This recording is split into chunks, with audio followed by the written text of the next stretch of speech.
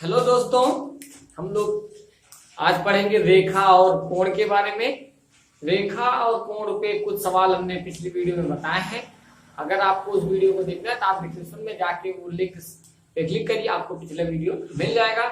और वीडियो शुरू करने से पहले अगर आप हमारे चैनल पे नए हैं तो हमारे चैनल को सब्सक्राइब करिए, लाइक करिए, शेयर करिए। ज्यादा से ज्यादा आते हैं जो है दो तिर्यक रेखाएं, दो समांतर रेखाएं और एक तिर्यक रेखा। समांतर रेखा पता है वो रेखाएं जिसके बीच में कोई भी उभयनिष्ठ बिंदु ना हो या फिर वो कहीं पे एक दूसरे को कट ना करे, वो समांतर रेखाएं होंगी। और तिर्यक रेखा जो उसके एक तिर्यक रेखा मतलब एक काट दिया जाए सीधे सीधे, ये तिर्यक रेखा है। आप कह सकते हैं पी क्या है, तिर्यक रेखा है। य और यम क्या है, दो समांतर रेखाएं हैं।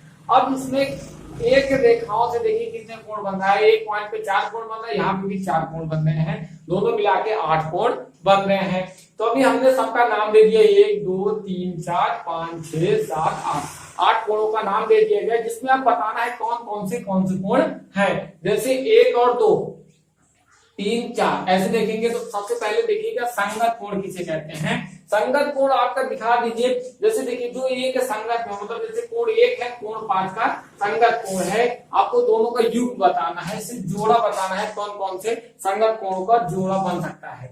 तो आप युग्म बताएंगे कि कोण 1 जो है कोण 5 का संगत कोण है। कोण 1 और कोण 5 क्या है, एक दोनों जोड़ा है, ये और संगत कोण ये हो गया। और दूसरा क्या हो जाएगा आपका, दो संगत कोण है। कोण 2 का संगत कोण हो जाएगा कोण 6 और कोण 3 का संगत कोण हो जाएगा आपका कोण 7 और कोण 4 का संगत कोण हो जाएगा आपका कोण 8। आप इसका उल्टा भी कह सकते हैं, कोण 8 का संगत कोण कौन सा होगा, कोण 4 होगा। कोण 7 का संगत कोण होगा कोण 3 होगा। तो आप इन सबको बता सकते हैं कितने संगत कोणों का युग्म बन रहा है, 4 संगत कोणों का युग्म बन रहा है। अब एकांतर अंतःकोण, एकांतर मतलब एक का अंतर होना चाहिए। एकांतर में जैसे एक छोड़ दिया जाए। अब देखिए अंतःकोण मतलब जो अंदर हो और एकांतर बाह्य कोण जो बाहर स्थित हो, ठीक है। अभी देखिए जैसे 3 का 1 है, ये 3 के बाद आपका चौथा 4 यहाँ आएगा तो 5वां, एक का अंतर कर दीजिए तो देखिए 3 का एकांतर कोण कौन सा हो जाएगा, 5वां कोण। 3 का एकांतर कोण हो गया कोण 5 हो गया। और कोण 4 का एकांतर कोण क्या हो जाएगा, 5 जो है 4 के बाद क्या आता है 5 और 5 के बाद क्या आएगा 6। तो कोण का 4 का एकांतर कोण हो गया कोण 6 हो गया। और हमें सिर्फ अंतर का कह रहा था, इसलिए हमने अंतर क्या था मतलब अंदर का किए और अंदर में सिर्फ यही आपके कोण बन रहे हैं 3 4 5 6 और बाकी 1 2 7 8 ये बाहर कोण बन रहे हैं, तो बाह्य कोण हो जाएंगे, एकांतर बाह्य कोण। अब देखिए कोण 1 का संगत देखिए, एक के बाद क्या आएगा, आपको 4 कोण मिल रहे बाह्य में 1 2 7 8। तो आप कहेंगे 1 का बाह्य कोण क्या होगा एकांतर में, 1 का हो जाएगा कोण 7 ठीक है।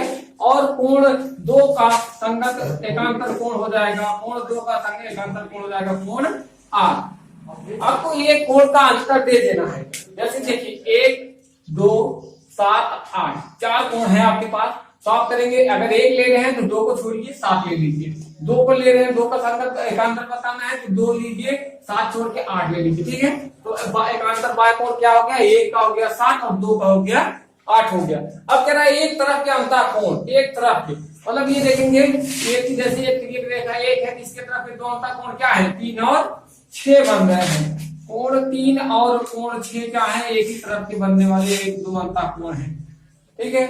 आप देखेंगे कोण 4 और कोण 5 भी क्या है, एक ही तरफ बनने वाले अंतःकोण है, कोण 4 और कोण 5 ये दोनों एक ही साइड के अंतःकोण है।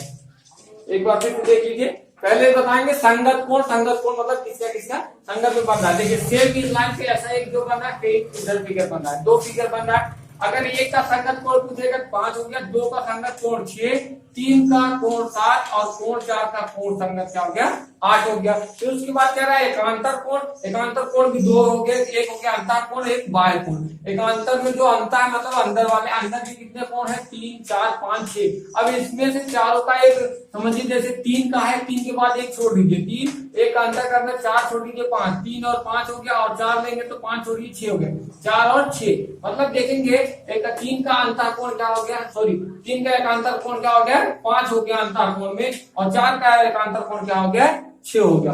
फिर जब एकांतर बाह्य कोण, अगर जब वो बाह्य वाले बाहर स्थित कौन कौन है, 1 2 7 और 8, ये 4 कोण कहाँ स्थित है, बाहर स्थित है। तो कोण 1 का एक बार एकांतर कोण क्या हो जाएगा, कोण 1 के बाद आ रहा है 2, उसके बाद आएगा 7, तो हम लोग 1 को छोड़ देंगे, एकांतर करेंगे तो कोण 1 2 को छोड़ दीजिए 7 आ जाएगा। कोण 1 का एकांतर कोण क्या हो गया, 7 हो गया।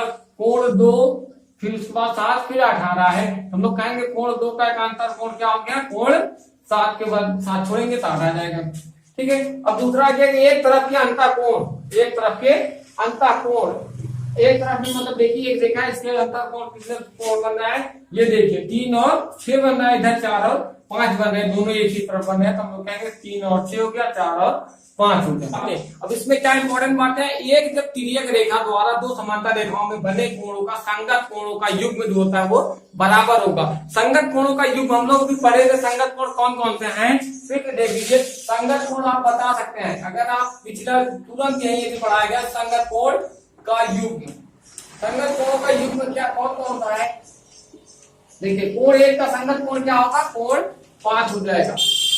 कोण 1 का संगत युग्म क्या हुआ आपका 5 है। कोण 2 का संगत युग्म हो गया आपका कोण 6, कोण 3 का संगत युग्म हो गया कोण 7, और कोण 4 का संगत युग्म हो गया कोण 8 हो गया। ये आपके 4 संगत कोण हैं। और कह रहा है जब दो समांतर रेखाओं पे एक तिर्यक रेखा द्वारा बनाए गए संगत कोणों का युग्म जो होंगे क्या होते हैं, वो आपस में बराबर होते हैं। मतलब ये सब कोण 1 जो है कोण 5 के बराबर होगा, कोण 2 किसके बराबर होगा, कोण 6 के बराबर होगा, कोण 3 बराबर होगा कोण 7 के, और कोण 4 बराबर होगा कोण 8 के।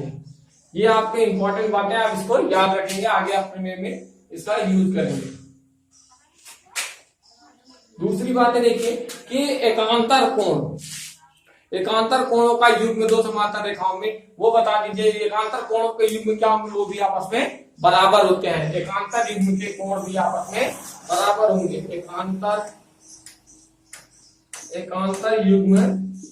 एकांतर युग्म में आपको जो एक का अंतर हो, जैसे एक का एकांतर युग्म क्या है, 7 है। ठीक है,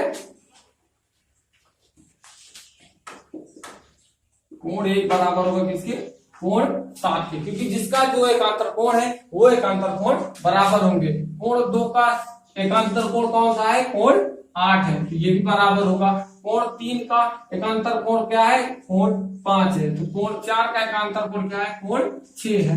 मतलब ये सारे एकांतर कोण भी आपस में क्या होंगे, बराबर होंगे। कब बराबर होंगे, जब दो समांतर रेखाओं पे एक तिर्यक रेखा द्वारा बनाए गए कोण हो। ये सब अगर ये दोनों जब समांतर रेखाएं होंगी उसके द्वारा जब कोण बनाया जाएगा तो वह संगत कोण तथा एकांतर कोणों का युग्म जो होते हैं वो आपस में क्या होंगे, बराबर होंगे। अब देखिए एक पहला प्रमेय हो गया था हम लोग का, या उसमें तीसरा पॉइंट था। पहला ये तीसरा पॉइंट है और ये चौथा पॉइंट है इस लाइन और रेखा में। पहला पॉइंट था कि एक रेखा पे कितना उसका कोण बनता है। पहला पॉइंट आपका है कि एक रेखा पर 180 अंश का कोण बनता है। एक रेखा पर कितना अंश का कोण बनता है, 180 अंश का। और दूसरा था कि अगर 180 किसी बिंदु पर अगर 180 अंश का कोण बन रहा है तो वह बिंदु एक सीधी रेखा पे है। वह बिंदु किस पे है, एक सीधी रेखा पे है, एक सीधी रेखा पे है। यह आपका दूसरा बिंदु था। और ये आपका तीसरा है कि संगत कोणों का युग्म आपस में क्या होगा, बराबर होगा। और चौथा है एकांतर कोणों का युग्म भी क्या होगा, आपस में बराबर होंगे। वे रेखाएं तब बराबर होंगी जब उन दो रेखाएं समांतर हो और एक तीसरी रेखा तिर्यक रेखा द्वारा बनाए गए कोण होंगे। 6.2 देखिए, यदि एक तिर्यक रेखा दो समांतर रेखाओं को प्रछेद करे तो एकांतर अंतःकोण का प्रत्येक युग्म बराबर होगा। पहले देना क्या, में एक तिर्यक रेखा हमने ले लिया। एक तिर्यक रेखा क्या है, P है। दो समांतर रेखाओं को प्रछेद करे, मतलब यल और यम को क्या कर रहा है, ये P प्रछेद कर रहा है। तो एक एकांतर अंतःकोण, एकांतर अंतःकोण अभी हमने पढ़ा है। एकांतर अंतःकोण किसे कहते हैं, पहले चेक कर लीजिए कौन कौन से एकांतर अंतःकोण का युग्म है। उसमें मैं सब ज्यादा मिटा दिया है, सिर्फ क्या लिखा गया, 1 2 3 4 4 कोण दिए गए हैं। एकांतर कह रहा है, वो भी अंतःकोण कह रहा है। अंतःकोण मतलब अंदर के कोण, अंदर के एकांतर कोण। एक का अंतर का देखिए, एक का अंतर करना है तो एक का एकांतर कोण क्या हो जाएगा, 2 छोड़ के 3 लिखेंगे। मतलब हो गया कोण 1 का एकांतर कोण क्या है, कोण 3 है। और कोण दो का एकांतर कोण क्या है? कोण 4 है। कोण दो का एकांतर कोण क्या आपका है? 4 है। हमें यही सिद्ध करना है कि प्रत्येक युग्म आपस में बराबर करने हैं। हमें यही सिद्ध कर देना है कि क्या सिद्ध करना है? सिद्ध करना है कि कोण 1 बराबर है कोण 3 के। ठीक है। अब देखिए अगर हमें सिद्ध करना है कोण 1 बराबर है कोण 3 के, सबसे पहले लिखेंगे। सबसे पहले मान लीजिए अगर ये कोण 1 क्या है? कोण 1 है। कोण 1 जो है किसके बराबर? इसके बराबर तो होगा ये वाला कोण। इसको मान लीजिए नाम दे दीजिए, ये कोण आपका है 5। क्या है? कोण 5 है। हम लिख सकते हैं, यहां से लिखिए कोण 1 बराबर है कोण 5 के। क्यों बराबर है? क्योंकि वो शीर्षाभिमुख कोण है, वर्टिकली अपोजिट एंगल है। अगर वर्टिकली अपोजिट एंगल है तो वो आपस में बराबर होंगे। शीर्षाभिमुख कोण है, कोण 1 कोण 5 के बराबर होगा, क्योंकि वो दोनों आपस में क्या है? शीर्षाभिमुख कोण है। और कोण 5 जो है वो बराबर होगा कोण 3 से। कोण 5 बराबर है कोण 3 से। कोण 5 कोण 3 से बराबर है। ये क्यों बराबर है? आप इसको लिख सकते हैं, ये क्या है? संगत कोण है। कैसे कोण है? दोनों संगत कोण है या फिर कॉरस्पॉन्डिंग कोण है, एंगल है। तो ये दोनों क्या वो 5 और 3 के बराबर है, क्योंकि ये इसका संगत कोण है। तो आपस में क्या हुआ? बराबर हो गया। अब यहाँ से दिखा दीजिए समीकरण 1 समीकरण 2 कर दीजिए। अगर इसको करेंगे ये समीकरण नंबर 1 हो गया, ये समीकरण नंबर 2 हो गया। अगर 1 5 के बराबर है, 3 भी 5 के बराबर है, मतलब ये दोनों आपस में क्या होंगे? बराबर है। यहाँ लिख दीजिए बस समीकरण 1 एवं 2 से हमें क्या मिला है? 1 5 के बराबर है और 3 5 के बराबर है, मतलब दोनों कंडीशन में क्या हुआ है? 1 5 के और 5 3 के बराबर है, मतलब पहला वाला तीसरे वाले के बराबर होगा। हम लोग लिख देंगे कोण 1 बराबर होगा किसके? कोण 3 के। और हमें यही सिद्ध करना था कि वह सिद्ध करना था कि एकांतर कोण क्या है? हमारे आपस में बराबर है। ठीक है। फिर देखिए यदि एक रेखा दो समांतर रेखाओं को प्रछेद करें तो अंतःकोणों का प्रत्येक युग्म आपस में बराबर होगा। सबसे पहले जान लेंगे कौन कौन से अंतःकोण के एकांतर युग्म हैं। अंतःकोण में 1 2 3 4 कोणें ली गई हैं, जिसमें एक का अंतःकोण हो जाएगा 3। एक का अंतःकोण क्या हो गया? 3 हो गया। सॉरी, एक का एकांतर कोण हो गया 3 और 2 का एकांतर कोण हो गया 4। हमें दिखाना है कि प्रत्येक युग्म आपस में बराबर है। हम लोग पहले दिखा देंगे कोण 1 बराबर है किसके? कोण 3 के। अगर यही दिखा देंगे तो ये हो जाएगा ना अंतर कोण है, एकांतर अंतर कोण है, वो दो आपस में क्या है? बराबर है। अब एक को 3 के बराबर दिखाना है तो एक को हम लोग ये मान लेंगे 5 है। अगर 1 5 के बराबर होगा, क्यों बराबर होगा? हम लोग पिछली वीडियो में पढ़े हैं कि शीर्षाभिमुख कोण आपस में क्या होते हैं? बराबर होते हैं। कोण 1 जो है कोण 5 के बराबर है, तो एक कोण हो गया कोण 5 के बराबर, वर्टिकली अपोजिट एंगल है। इसको लिख सकते हैं क्या? शीर्षाभिमुख कोण है। शीर्षाभिमुख कोण है। अगर देखिए ये शीर्षाभिमुख कोण है तो मतलब ये क्या हो गया? 5 के बराबर हो गया। और कोण 5 कोण 3 के भी बराबर होगा। कोण 5 कोण 3 के बराबर क्यों होगा? क्योंकि वो संगत कोण है। तो समीकरण 1 समीकरण 2 से 1 5 के बराबर 5 3 के बराबर, तो समीकरण 1 और समीकरण 3 क्या हो गया? 2 से कोण 1 जो है कोण 3 के भी बराबर हो गया। मतलब क्या हो गया? एकांतर कोण आपस में बराबर है। क्वेश्चन नंबर 5, इसमें दिया गया POQ एक रेखा है, किरण OR और OPQ पर लंब है। OR क्या है? PQ पे लंब है। लंब मतलब हो गया वो 90 अंश का कोण बनाएगा। किरण OP और OR के बीच में एक OS किरण, OP और OR के बीच में क्या है? किरण है OS है। तो सिद्ध कीजिए ROS, मतलब ROS बराबर होगा किसके बराबर होगा? आधे के। किसके आधे के? QOS और POS। मतलब इसको और इसको जोड़ दीजिए, इन दोनों को जोड़ने के बाद जो आएगा उसका आधा कर दीजिए, वो इसके बराबर होगा। मतलब ये दोनों आपस में बराबर है। ठीक है। अब पहले जो दिया गया वो देख लीजिए। इसमें दिया गया कि वो लंब है। लंब है मतलब कितने अंश का कोण बनाएगा?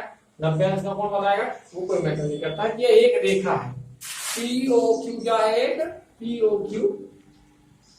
तो पहले देखिए कि दिया गया है POQ रेखा है, तो मतलब हो गया कि कोण POQ बराबर कितने अंश का होगा? 180 अंश का होगा। ठीक है। अच्छा आप देखिए यहाँ से कुछ समझ में आ जाएगा। अगर हमें लिख लेना है आर ओ एस तो हम लोग आर ओ एस पे ही बात करेंगे, किसमें बात करें, सिर्फ आर ओ एस पे। और आर ओ एस बराबर होगा, दो टाइप से लिखिए। आर ओ एस को क्या लिख सकते हैं कि एक बार इधर ले लीजिए और एक बार आधे का उस साइड ले लीजिए। आर ओ एस अगर होगा, अगर हम लोग यस ओ क्यू में से, किसमें से, यस ओ क्यू में से या फिर क्यू ओ यस में से आर ओ एस घटा देंगे, ये बचेगा ना, ये वाला पॉइंट बचेगा।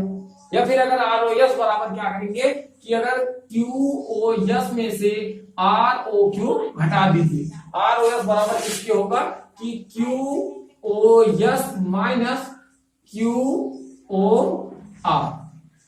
देखिए क्या लिखा गया, Q O S, Q O S में से क्यू ओ आर घटा देंगे।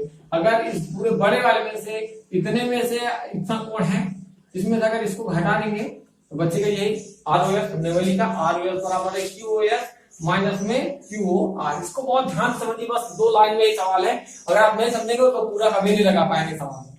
बहुत इजी है, लेकिन देखिए फिर और भी क्या, आर ओ एस को फिर लिख सकते हैं आर ओ एस। अब इस साइड ले लीजिए, क्या हुआ, अब इसकी साइड ले लीजिए। फिर आर ओ एस को लिख सकते हैं कि पी ओ आर में से पी ओ एस को घटा दीजिए। हम लोग लिख सकते हैं कोण P O R minus P O S. देखिए पी ओ आर मतलब ये पूरे वाले कोण में से ये वाला कोण घटा दें, ये बचेगा। हमने क्या किया, पी ओ आर में से पी ओ एस घटा दिया, तब ये हो गया समीकरण नंबर 1 कर दीजिए, इसको कर दीजिए समीकरण नंबर 2। ठीक है, अब समीकरण 1 और समीकरण 2 को जोड़ दीजिए, दोनों को जोड़ेंगे तो हो जाएगा 2r ओ एस। ठीक है, अब इसको जोड़िए Q O S, Q O S minus में क्यू ओ आर प्लस जोड़ना है, मतलब इसको जोड़िए P O R minus P O S. अब देखिए कुछ कहा क्या जुड़ा वही देखना है।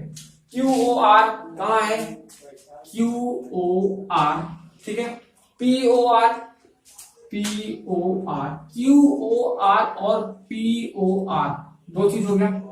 फिर देखिए क्यू ओ एस और पी ओ एस, क्यू कहा गया हमारा, क्यू ओ एस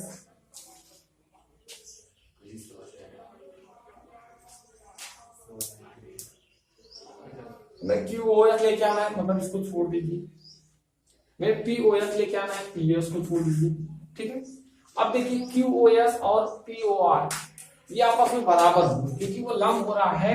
यहां से देखेंगे ये भी 90 अंश का है और ये भी बचा हुआ कोण कितने अंश का होगा, 90 अंश का होगा। यहाँ पहले से देख लीजिएगा, अगर वो लंब है तो मतलब ये होगा कि क्यू ओ आर बराबर होगा, यहाँ देखिए ये क्यू ओ आर और पी ओ आर दो टर्म देखिए, यहाँ पे क्या क्यू ओ आर और ये है पी ओ आर, ये आपस में क्या होंगे, दोनों बराबर होंगे, क्योंकि ये भी लंब है और ये भी लंब द्वारा बने कोण है, दोनों आपस में क्या होंगे, बराबर होंगे। ये दोनों टर्म्स आपस में क्या हो जाएंगे, कट जाएंगे, ये माइनस में और ये प्लस में है, तो आपका बचेगा क्या, क्यू ओ एस माइनस में पी ओ एस, ये बराबर हो गया 2r ओ एस बराबर क्या है, Q O S minus P O S. तो यहाँ से r ओ एस बराबर आ जाएगा, r ओ एस बराबर 1/2 कोष्टक में क्यू ओ एस माइनस में पी ओ एस। एक बार फिर से देखिए, यह क्या है, ये कोण क्या है, एक पी ओ क्यू एक रेखा है, पी ओ क्यू एक रेखा है, मतलब 180 अंश का कोण बनाएगा। ओ आर पी ओ का लंब है, मतलब जब ओ आर लंब है मतलब इसका हो गया क्या कि क्यू ओ आर बराबर होगा पी ओ आर की, और ये बराबर होगा किसके, 90 अंश का, क्योंकि वो लंब द्वारा कितने अंश का कोण बनता है, 90 अंश लंबे अंश का कोण बनेगा। ठीक है, फिर हो गया। अभी क्या करेंगे, कह रहा है वो एक किरण अन्य किरण कोई बीच में उसके आ रहा है, मतलब ये ओएस इसके बीच में आ रहा है, तो सिद्ध करिए आर ओ एस बराबर है इतने का। तो हम लोग क्या किए, आर ओ एस के टर्म में लिखना है दोनों, क्योंकि हमें आर ओ एस को लेफ्ट साइड लेके आना है। आर ओ एस बराबर क्या लिख सकते हैं, पहले आर ओ एस बराबर लिख सकते हैं Q O S minus Q O R, मतलब ये बड़े वाले में से छोटा वाला घटा देंगे, ये बचेगा। फिर इधर से जब लिखेंगे तो पी ओ आर में से पी ओ एस घटा देंगे तो भी एस ओ आर बचेगा। हमने वही लिख दिया कि क्यू ओ आर माइनस में Q S minus Q R और ये P O R minus P O S. अब दोनों समीकरण को एक समीकरण नंबर 2 को जोड़ दिए, समीकरण 1 और 2 को जोड़ा तो 2 आर ओ एस बराबर हो गया Q S minus Q O R plus P O R minus P O S. अब देखिए यहाँ से क्यू ओ आर और पी ओ आर बराबर होते हैं, क्यों बराबर हम, क्योंकि ये लंब द्वारा बन रहे हैं, लंब हमेशा 90 अंश का कोण बनाता है, ये भी 90 अंश का होगा, ये भी 90 अंश का ही कोण होगा, तो मतलब दोनों घटा देंगे 90 अंश से, इसमें इसका भी वैल्यू 90 रखोगे, इसकी वैल्यू 90 रखोगे, 90 में से 90 क्या आएगा, 0 आ जाएगा। आपको आता है Q S minus P O yes. तो वही के बाद ये 2 था तो 2 से भाग कर दिया तो भाग बाहर आ गया, ये कोष्टक के अंदर से गया, ये भी सिद्ध करना है।